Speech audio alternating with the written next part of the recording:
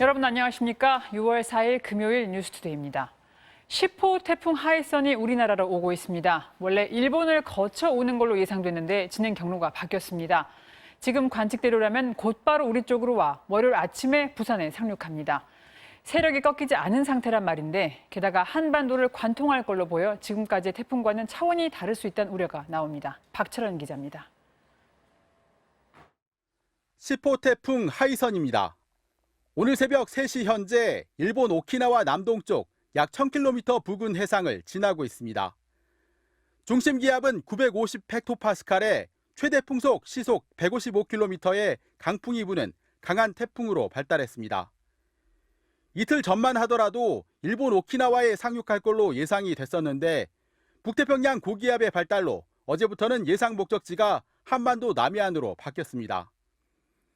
이대로라면 일요일 오후 오키나와 남서쪽 먼 바다를 지나 남해안을 바로 건너 월요일 아침 9시쯤 부산에 상륙합니다. 앞선 태풍 마이삭보다 강력한 만큼 먼저 태풍 하이선을 맞는 일본에선 기상청이 피해가 극심할 수 있다고 사전에 경고하는 등 바짝 긴장하는 모습인데요. 현재 예상 경로대로라면 하이선은 일본 열도에 상륙하지 않고 세력을 유지한 채 곧바로 한반도를 관통할 가능성이 큽니다. 여기에 바비나 마이삭과 달리 아침부터 내륙에 본격적인 영향을 미칠 것으로 보여 훨씬 위협적입니다. 태풍은 밤보다는 열에너지를 공급받는 낮 시간대에 위력이 더 강해지기 때문입니다. 다만 태풍의 진로는 여전히 유동적입니다. 북태평양 고기압이 확장할 경우 태풍은 강한 세력을 유지한 채 우리나라에 진입할 가능성이 크고 반대로 수축할 경우 태풍이 일본 열도를 통과한 후 그 세력이 약화된 후 우리나라에 영향을 줄 가능성이 있습니다. 기상청은 일요일 오전 제주 먼바다부터 태풍의 영향을 받을 것으로 전망했습니다. MBC 뉴스 박철현입니다. 코로나 확산을 막으려면 어쩔 수 없다지만 사회적 거리 두기로 인해 자영업자들 피해가 막대합니다. 생사가 걸렸다고 할 정도인데 특히 피해를 많이 본 노래방, PC방 같은 업종에 현금을 지급하는 4차 추경안이 유력하게 검토되고 있습니다. 10조 원에 육박하는 규모가 예상됩니다. 조재영 기자입니다.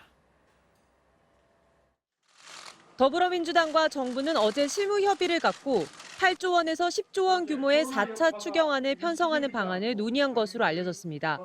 복수의 당 관계자는 10조 원에 근접한 규모에서 4차 추경을 편성하는 방향이 유력하게 논의됐다며 구체적인 금액은 아직 결정되지 않았다고 전했습니다. 4차 추경 편성을 통한 지원 대상은 사회적 거리 두기 강화 조치로 생계 피해를 입은 업종에 집중될 것으로 보입니다. 특히 집합금지 명령 대상이었던 노래방과 PC방 등 12개 업종에 현금성 지원을 하는 방안이 유력하게 검토된 것으로 알려졌습니다.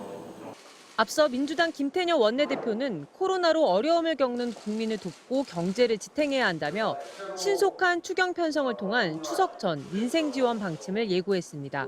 당정 협의를 통해서 아주 책임 있게 또 신속하고 규모 있게 가장 효과가 크게 나는 방안을 만들도록 하겠다는 말씀을 드립니다. 이와 함께 당정은 12개 업종에 포함되지 않는 소상공인과 자영업자, 고용 취약계층, 수해 피해자 등에 대한 지원 대책도 집중 검토한 것으로 전해졌습니다. 민주당과 정부, 청와대는 이르면 오늘 고위급 회의를 열어 추경 규모를 확정하고 조만간 구체적인 지원 내용을 발표할 예정입니다. MBC 뉴스 조재영입니다. 네, 코로나 상황도 알아보겠습니다. 충남 청양군을 발칵 뒤집어 놓은 김치 공장 집단 감염. 관련 확진자가 또 나왔습니다.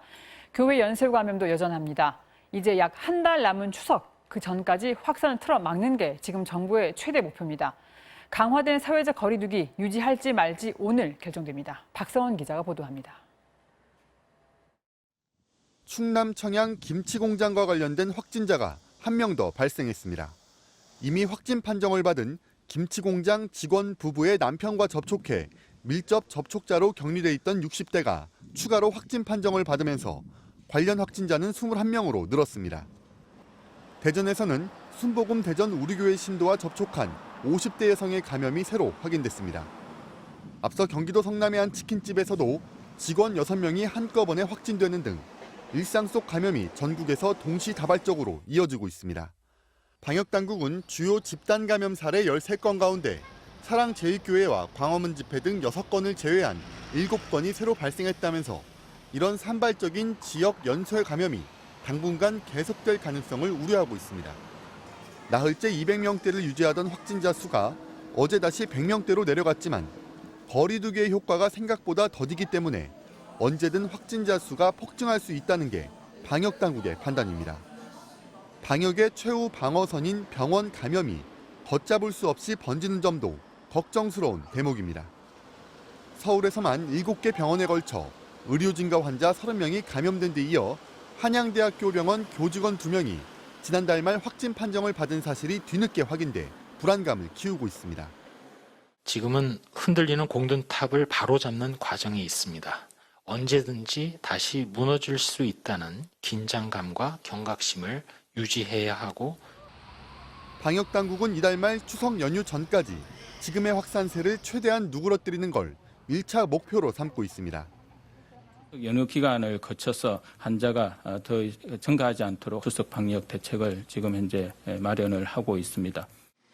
이런 가운데 정부는 모레 종료 예정인 수도권의 사회적 거리두기 2.5단계의 연장 여부를 이르면 오늘 결정할 방침입니다.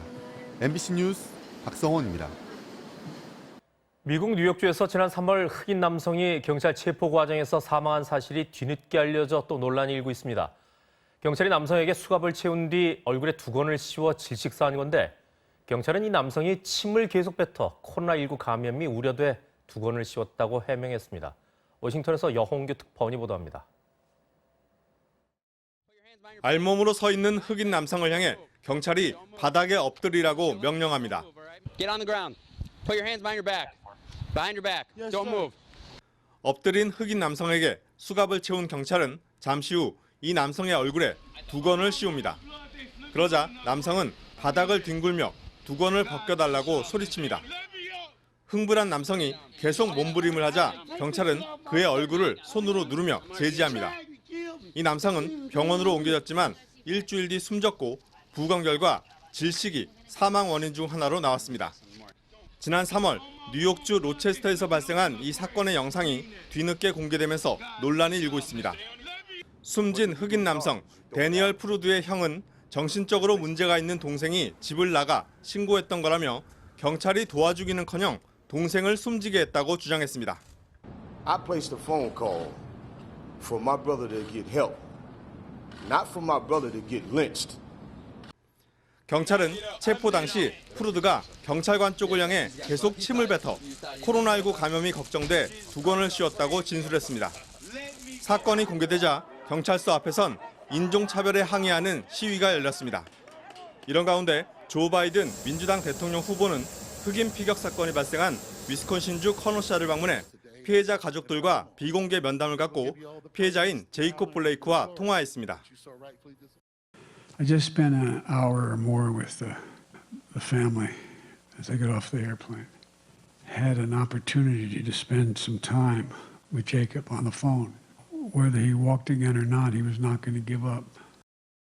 조지 플로이드 사망 사건과 위스콘신 흑인 피격 사건에 이어 또 한 명의 흑인이 경찰 체포 과정에서 희생된 사실이 알려지면서 파장이 적지 않을 것으로 보입니다. 워싱턴에서 MBC 뉴스 여홍규입니다. 전 세계에서 코로나19로 숨진 의료 종사자가 7천여 명에 달하는 것으로 집계됐습니다. 국제인권단체인 앰네스티 인터내셔널은 최근 보고서를 통해 7천 명이 넘는 의료진이 다른 이들의 목숨을 구하려다 사망했다고 밝혔습니다. 국가별로는 멕시코 의료인의 희생이 1,320명으로 가장 많았고 미국과 영국, 브라질이 뒤를 이었습니다. 앰네스티는 모든 의료인이 적절한 보호 장비를 지급받아 자신의 목숨을 걸지 않고도 일을 할 수 있도록 국제적 협력이 필요하다고 강조했습니다.